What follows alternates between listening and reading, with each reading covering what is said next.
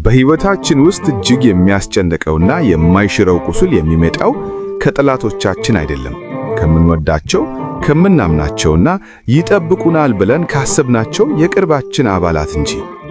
የቅርብ ሰዎች በልጅነታችን የፈጠሩብን ጥልቅ የሥነ ልቦና ስብራት ዛሬ በምናደርገው እያንዳንዱ የሕይወት እርምጃ ላይ እንደ ጥላ እያጠላብን ይገኛል። ነገር ግን አንድ አስገራሚ እውነትም አለ። ይህንን የልጅነት ትራውማ እና የቤተሰብ ቁስል ለዘላለም ፈውሰን የተሰባበረውን ማንነታችንን ዳግም የምንገነባበት አንድ ኃይለኛ መንፈሳዊና ስነ ልቦናዊ ምስጢር አለ።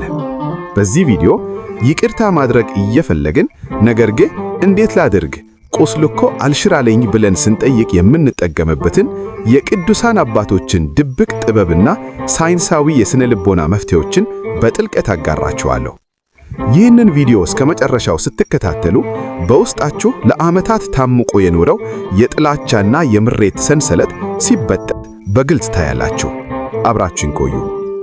ቤተሰብ የእግዚአብሔር ስጦታ፣ የፍቅርና የሰላም ወደብ መሆን ሲገባው ለብዙዎች ግን የመጀመሪያው ጦር ሜዳቸው ሆኖ ይገኛል። የስነ ልቦና ባለሙያዎች የልጅነት ትራውማ የሚሉት ይህንን ነው። በልጅነት ጊዜ ከወላጆቻችን የምንሰማው የንቀት ቃል፣ የምናየው ጥል ወይም የተነፈግነው ፍቅር በአእምሮአችን ውስጥ እንደ ኮምፒውተር ፕሮግራም ተቀርጾ ይቀመጣል። አድገን ትልቅ ሰው ስንሆን፣ ሥራ ስንይዝ ወይም የራሳችንን ትዳር ስንመሰርት ያ ያልተፈወሰ የልጅነት ቁስል በየቦታው እየደማ ሰላማችንን ይነሳናል። ብዙ ሰዎች ዛሬ ለሚገጥማቸው የጭንቀት፣ የንቀትና በራስ ያለመተማመን ችግር ምክንያቱ ሌላ ሳይሆን ይቅር ያላሉትን በፍቅር ያልተቀበሉትን የቤተሰብ አባል በውስጣቸው መኖሩ ነው። በኦርቶዶክሳዊት ተዋሕዶ ቤተክርስቲያን አስተምህሮ ቂምና ጥላቻ የነፍስ ካንሰር ናቸው። አባቶቻችን ቂም ይዞ መጸለይ ቀዳዳ ባለው እንስራ ውሃ እንደ መቅዳት ነው ይላሉ። ጌታችን ኢየሱስ ክርስቶስም በማቴዎስ ወንጌል ምዕራፍ 6 ላይ ለሰዎች ኃጢአታቸውን ይቅር ብትሉ የሰማዩ አባታችሁ እናንተንም ደግሞ ይቅር ይላችኋል። ለሰዎች ግን ኃጢአታቸውን ይቅር ባትሉ አባታችሁም ኃጢአታችሁን ይቅር አይላችሁም በማለት የይቅርታን አስገዳጅነትና ኃይል አስተምሮናል። እርግጥ ነው ይቅርታ በቃል የሚባለው ቀላል አይደለም። በተለይ የበደለን ሰው የገዛ ደማችን ሲሆን ቁስሉ እጅግ ይከብዳል። አንዲት ሴት ነበረች።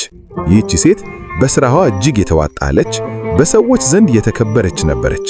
ነገር ግን በውስጧ ማንም የማያውቀው ጥልቅ ሐዘንና ንቀት ነበራት። እናቷ በልጅነቷ ሁል ጊዜ ከሌሎች ልጆች ጋር እያወዳደረች ትዘልፋት፣ አንቺ ከንቱ ምንም አትረቢም እያለች ታዋርዳት ነበር። ይህ የልጅነት ቁስል አብሯት አደገ። ባገባችና የራሷን ልጆች በወለደች ጊዜም ሳታውቀው ልክ እንደ እናቷ በልጆቿ ላይ መጮህና መቆጣት ጀመረች። እናቷን ማየትም ሆነ ድምጿን መስማት ትጠላ ነበር። አንድ ቀን ይህ የውስጥ ሰላም ማጣት ስላስጨነቃት ወደ አንድ መንፈሳዊ አባት ዘንድ ሄዳ አማከረች። አባቷም ልጄ፣ እናትሽ የጎዳሽሽ እሷም በልጅነቷ ስለቆሰለች ነው። የተሰበረ ሰው ነው ሌላውን የሚሰብረው። ይህንን የቁስል ሰንሰለት መብጠስ የምትችሊው አንቺ ብቻ ነሽ። መፍትሄውም ይቅርታ ነው አሏት። ይህች ሴት የይቅርታን ትርጉም የተረዳችው ያኔ ነው።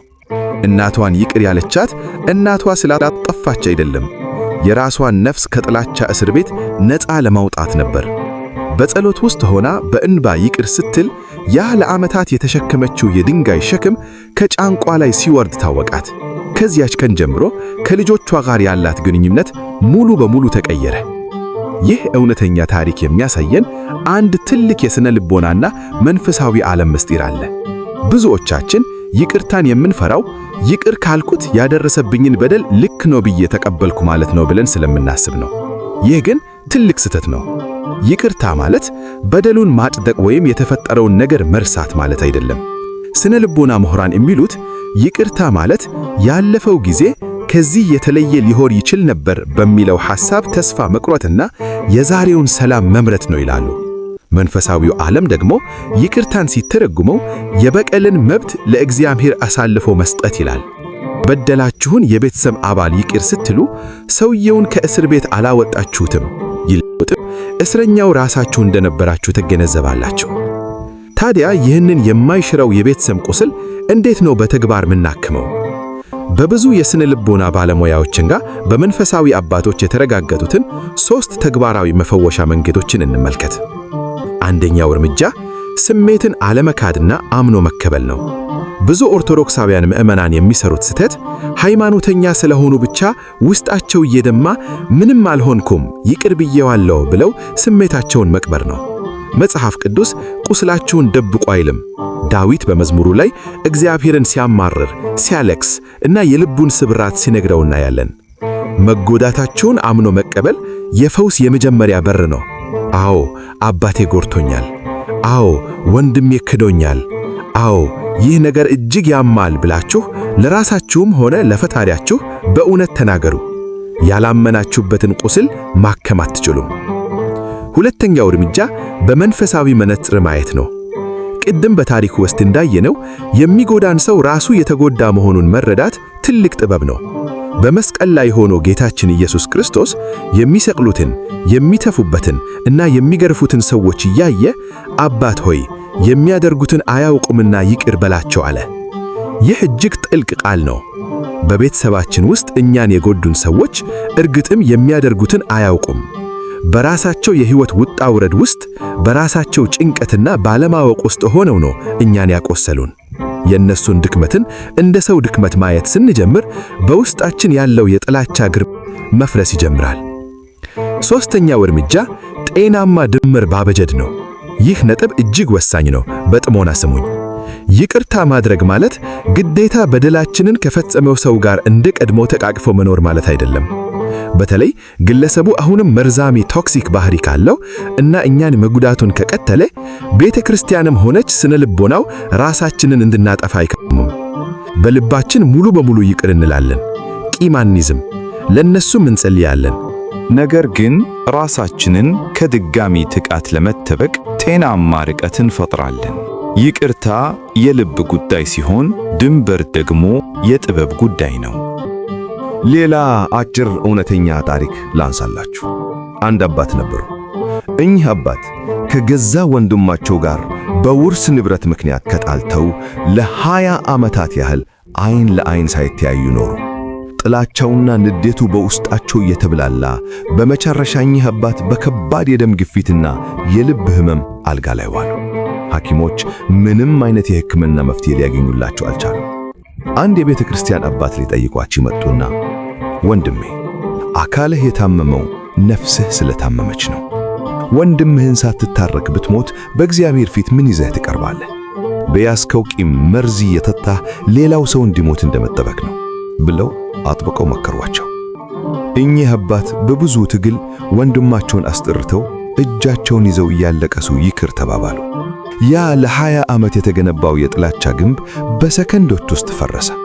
የሚገርመው ነገር ከዛች የይቅርታ ቀን በኋላ እኚህ አባት ጤንነት በሚገርም ሁኔታ መሻሻል አሳየ። ውስጣቸው የነበረው መርዝ ሲወጣ አካላቸውም ፈውስ አገኘ። ይህ ታሪክ ይቅርታ ለሌላው ሰው የምንሰጠው ስጦታ ሳይሆን ለራሳችን የምንሰጠው ትልቁ የነጻነት አዋጅ መሆኑን ያረጋግጥልናል።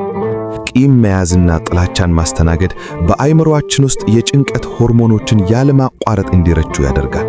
ይህ ደግሞ ለድብርት፣ ለልብ ህመም፣ ለጨጓራና ለተለያዩ በሽታዎች ያጋልጠናል። ይቅር ስንል ግን አእምሮአችን ወደ ሰላም፣ ወደ እረፍትና ወደ መንፈሳዊ እርካታ ይመለሳል። ቤተሰብን ይቅር ማለት የአንድ ጊዜ ክስተት ሳይሆን የዕለት ተዕለት ውሳኔ ነው። ጠዋት ተነስታችሁ ስትጸልዩ አምላኬ ሆይ ዛሬም ያንን ሰው ይቅር ብዬዋለሁ፣ የቆሰለውን ልቤን አንተ ጠግነው ብላችሁ መጸለይ ያለባችሁ።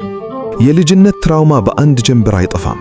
ነገር ግን በይቅርታ ኃይል ቀስ በቀስ እየደበዘዘ በመጨረሻም ከህመምነት ወደ የህይወት ትምሪትነት ይቀየራል። የቁስላችሁ ተባሳ ሲታያችሁ ያሳለፋችሁትን መከራ ሳይሆን እግዚአብሔር እንዴት በዚያ መከራ ውስጥ አሻግሮ ዛሬ ላይ እንዳደረሳችሁ ታስታውሳላችሁ። ተወዳጆቼ፣ ዛሬ ይህንን መልእክት ስትመለከቱ በውስጣችሁ ፊቱ ድቅን ያለባችሁ የቤተሰብ አባል ሊኖር ይችላል። ያ ሰው ወላጃችሁ፣ አክስታችሁ፣ ወንድማችሁ ወይም እህታችሁ ሊሆን ይችላል። ዛሬ ውሳኔ አድርጉ። ስለ ራሴ ሰላም፣ ስለ ነፍሴ እረፍት እና ስለ አምላኬ ትእዛዝ ስል ዛሬ ይቅር ብዬሻለሁ በሉ።